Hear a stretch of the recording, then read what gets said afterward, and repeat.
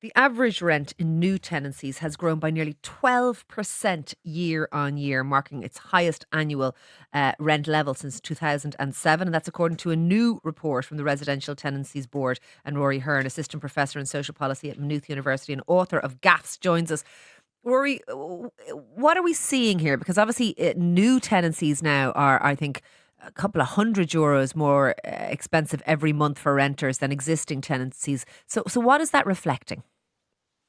Yeah, these rents really are shocking again, the increase. And what we're seeing is that rental rents been charged for properties that are new to the market are just increasing year after year. And even existing tenancies, we're seeing rents increase as well beyond the 2% cap. So existing tenancies, the rent increased by over 5%.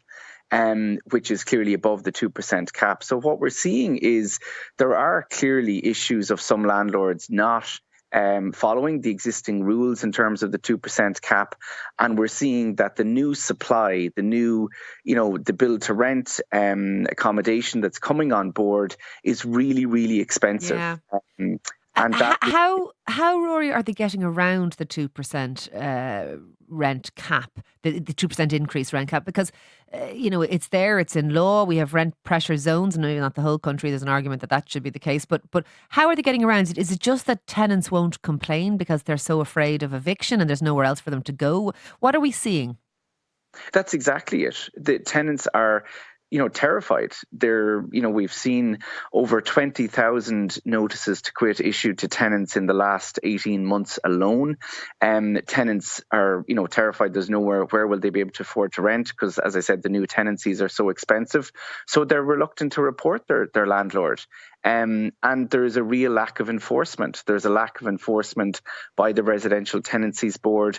We have seen a tiny number, less than a handful of landlords fined for breaches of, not registering, of going above the cap. So there's a real lack of enforcement. Okay. And clearly it's not all landlords, but there are a significant amount of landlords And who are breaching well, the well, existing. if the average, if we're seeing 5% increases, there's obviously something going on. But what can be done, Rory, if anything? Because I imagine it's quite hard, excuse me, to regulate the price that new tenancies come on board at, because they are new, so they're not being benchmarked against what they were last year because they didn't exist.